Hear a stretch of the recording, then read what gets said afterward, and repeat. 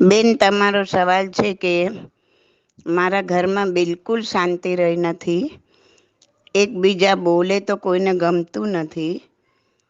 મારી દીકરીના છૂટાછેડા થઈ ગયા છે. વહુના સ્વભાવને કારણે મારો દીકરો પણ ખૂબ જ ટેન્શનમાં રહે છે. હું પણ ખૂબ જ વિચારોમાં રહું છું. શું કરવું જણાવશો?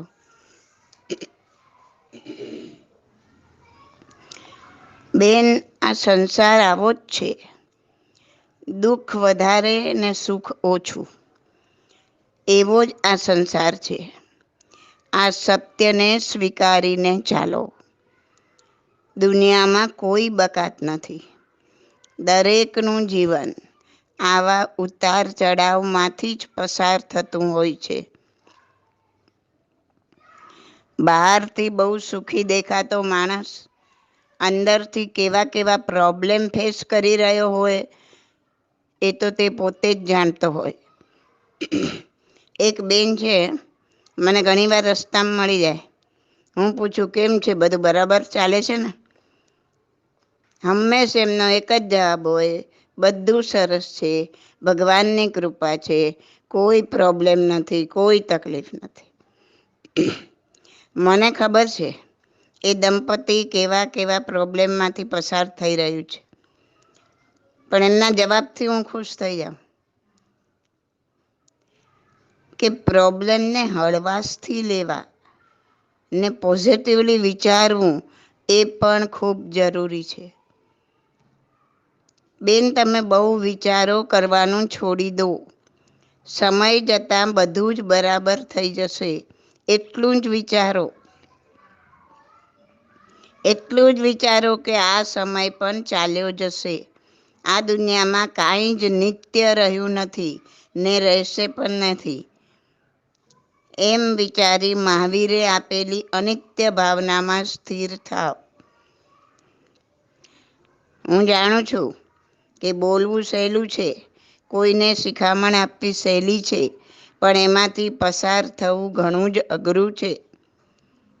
પણ આ ભૌતિક તકલીફોના વિચારોમાં ડૂબ્યા રહેવાથી માનસિક અસર થશે ને માનસિક અસર શરીર પર ઉતરશે.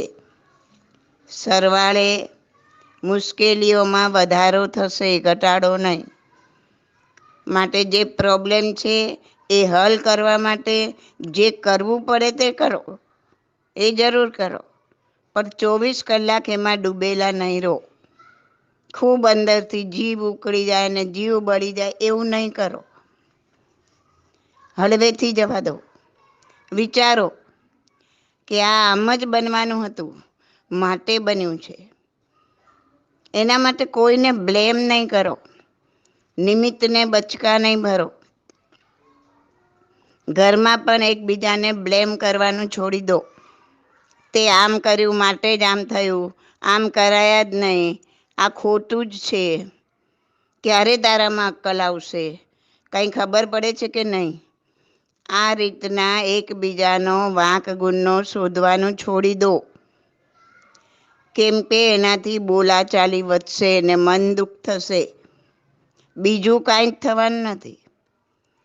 કોઈ પોતાનો ગુનો કબૂલ કરવાનું નથી કે કોઈ પોતાની વાતને છોડી દેવાનું નથી. માટે જો ઘરમાં શાંતિ જોતી હોય તો બને એટલું ચર્ચામાં પડો જ નહીં. બને એટલું મૌન રહો. આંખ આડા કાન કરો. બધી જ વાતને પલટી મારી દો. ભલે તમે જાણતા હો કે આનો જ વાંક છે, આણે આમ ન કર્યું હોત તો કંઈ ન થાત, છતાં આ બધું મનમાં રાખો અને ખાલી એટલું જ કહો કે ના, કોઈનો વાંક નથી. મારાથી પણ આવું થઈ જાય, એમાં શું થઈ ગયું? આમ જ બનવાનું હશે એટલે આવું સૂઝ્યું. એમાં કોઈએ ડિસ્ટર્બ થવાની જરૂર નથી. આ રીતના તમે વાતને વાળી લો, પલટી કરી નાખો. જુઓ, બીજું કોઈ ઘરમાં બદલાય કે ન બદલાય, તમે બદલાઈ જાઓ. તમે આ રીતનું વર્તન ચાલુ કરી દો. ઝેર પી જાઓ ને અમૃત બહાર કાઢો. મારે હવે કોઈને કાંઈ કહેવું નથી, મારે તો ચૂપ જ રહેવું છે, આ ઘરમાં કોઈને કાંઈ કહેવા જેવું જ નથી, કોઈને કાંઈ કદર નથી. આવું બધું બોલવાની કે સંભળાવવાની જરૂર નથી. બોલીને નહીં, તમે કરીને બતાવો. દરેક વાત પોઝિટિવ લો. બને તેટલું મૌન થઈ જાઓ. કોઈનો વાંક નહીં કાઢો કે કોઈના પર બ્લેમ નહીં કરો. હશે, બની શકે, આવું તો બધાથી થાય. કરીને વાતને હસવામાં કાઢી નાખો. જુઓ, થોડા દિવસમાં ઘરમાં બીજાને પણ એવું લાગશે કે મમ્મી બદલાઈ ગયા છે. ધીમે ધીમે બીજા પણ બદલાવા લાગશે. ઘરમાં શાંતિ પાછી ફરશે. પણ ભૂલથી તમે બીજાને બદલવાની કોશિશ ના કરતા. જેમ ચાલે છે એમ ચાલવા દો.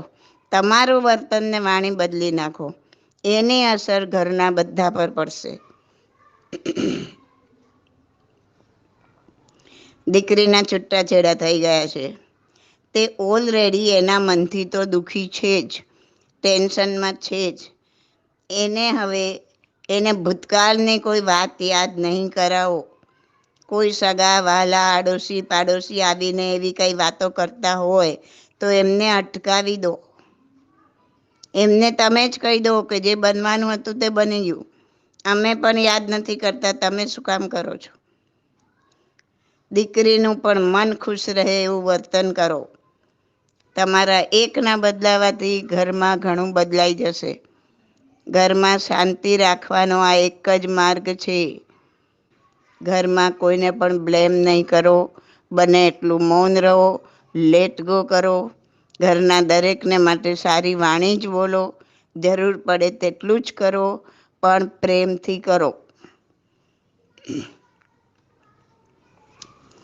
જુઓ, આજે પ્રશંસા કરે છે ને તે કાલે નિંદા પણ કરશે, અને આજે નિંદા કરે છે તે કાલે પ્રશંસા પણ કરે. આ કડવા સત્યથી મનને હંમેશા વાકેફ રાખો. એટલે બીજા બહારના શું કહે છે કે શું કહેશે એમ વિચારીને ઘરનાને દુઃખી નહીં કરો. તમે મિત્રો બદલી શકશો, આડોશી પાડોશી બદલી શકશો, પણ ઘરનાને નહીં બદલી શકો. જે મા બાપ છે તે જ રહેશે, તે જ રહેવાના છે. જે સંતાનો છે તે જ રહેવાના છે.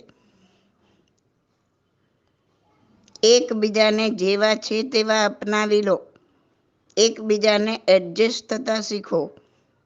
ઘરનાને પ્રેમ કરતા શીખો. તો જ શાંતિથી રહી શકાશે.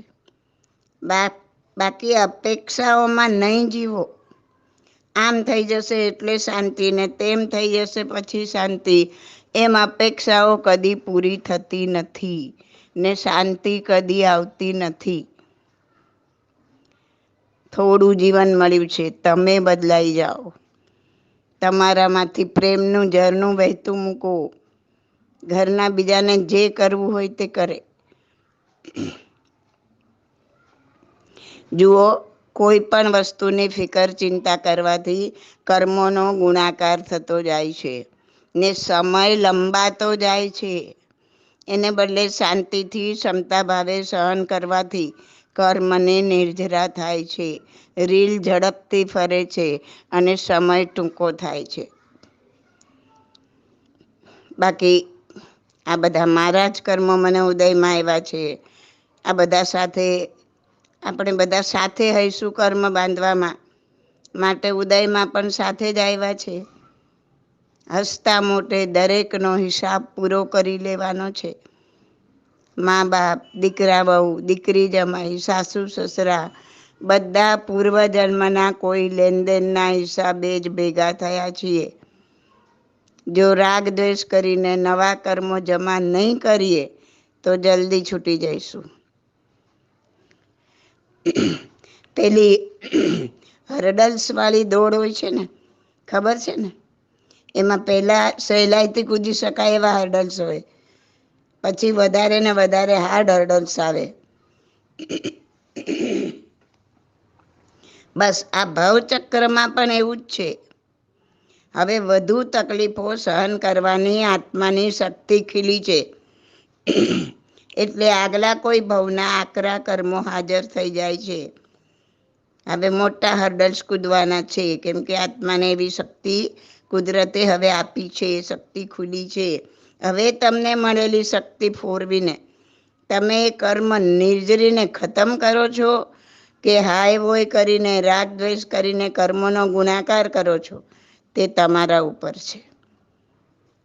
કુદરત તો આપણને ચાન્સ આપે છે, આપણે એને સહર્ષ વધાવી લઈ શાંતિથી ક્ષમતાથી એમાંથી પસાર થવાનું છે. This audio is by Subodhi Masalia. My contact number is 88500 88567.